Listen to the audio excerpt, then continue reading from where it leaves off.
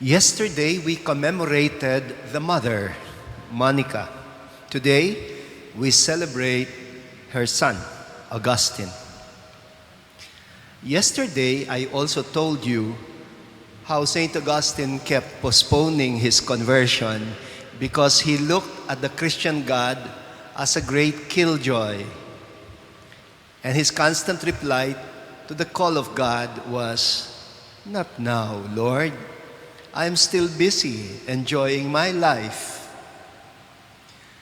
But when he finally got converted and responded to God's call, he went through such an ecstatic religious experience and realized that far from being a killjoy, God was in fact the source of the most profound kind of joy that humankind can ever imagine. If there was a real killjoy, it was none other than Augustine himself, for exchanging the profound for the shallow, the real for the fake. And so, when he reflected on the experience, he could not keep himself from regretting the postponements that he had done. In less flattering words, what St. Augustine really said to himself in his Confessions can be paraphrased in this way: "What a stupid fool I have been. Why did I discover the joy of God's love only now?" The part where he expresses this is perhaps one of the most quoted and also one of the most beautiful and most intimate pieces ever written by St. Augustine. And I hope you don't mind that I quote him at length. He says, "Late have I loved you, O beauty, ever ancient, ever new. Late have I loved you. You were within me, but I was outside, and it was there that I searched for you.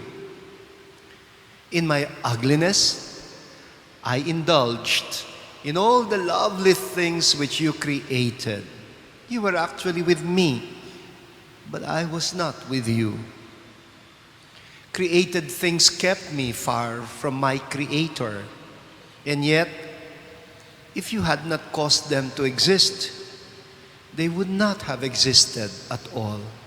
You called, you shouted, and you broke through my deafness. You flashed, you shone, and you dispelled my blindness.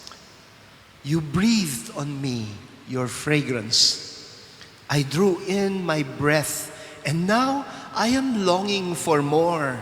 I tasted you, but I hunger and thirst all the more for you.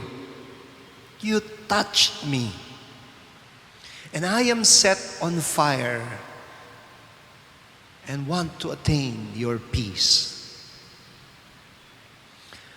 Earlier, Augustine had a very high regard for his own wisdom, but after his conversion, he would now admit how stupid he was. And we hear basically the same thing in our first reading today, where St. Paul speaks in paradoxes again.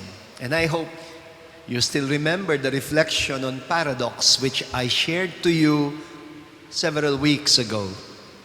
You see, even in the time of Paul, there were already people who called the idea of a crucified God in Jesus Christ stupid.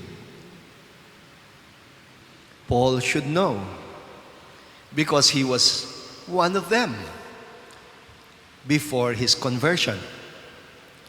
But later, Paul would say, the stupidity of God is wiser than human wisdom, and the weakness of God is stronger than human strength. kind of God is He who allows Himself to be nailed on the cross by mere human beings?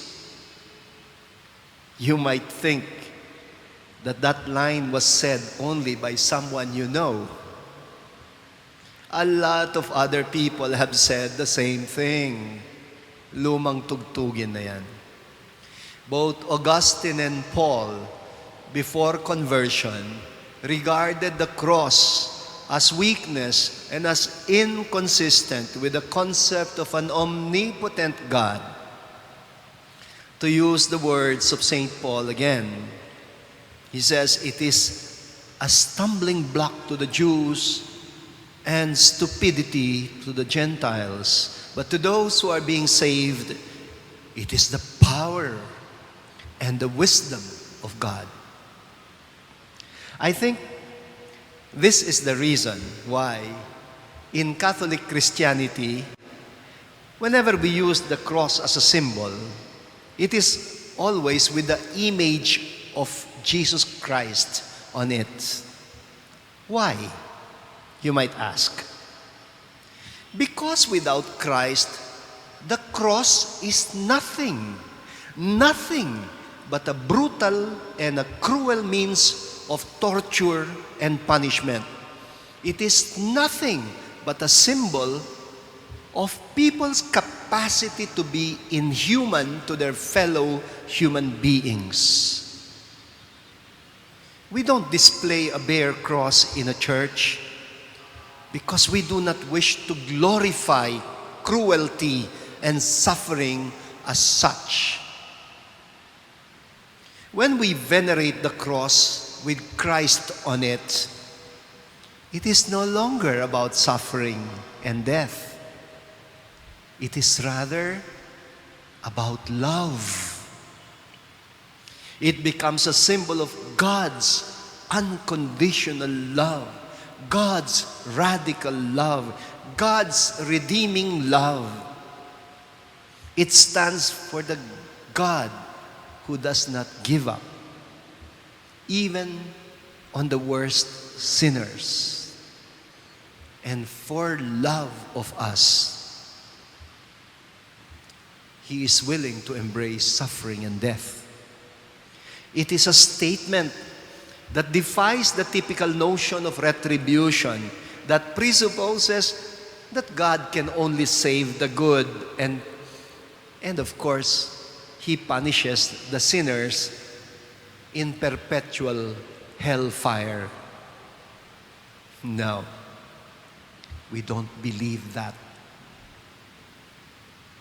The cross is about a God who is willing to go down to hell in order to build a bridge of mercy through which even sinners can cross over after being purified by the crucible of fire. We call it radical love, redeeming love, unconditional love. That is what the cross is about. And it is also symbolic of the oil in the lamp that will never burn out. They are the lamps of the wise virgins in today's gospel. The lamps of the foolish cannot last because they are fueled by the oil of unforgiveness, of merciless justice, of conditional love. To love with the love of Christ is to burn without fear of extinction. You want your lamp to be kept burning even in the darkest of nights? You make sure that it is fueled only by the oil that never runs out. The love that is ready to give up everything for the beloved.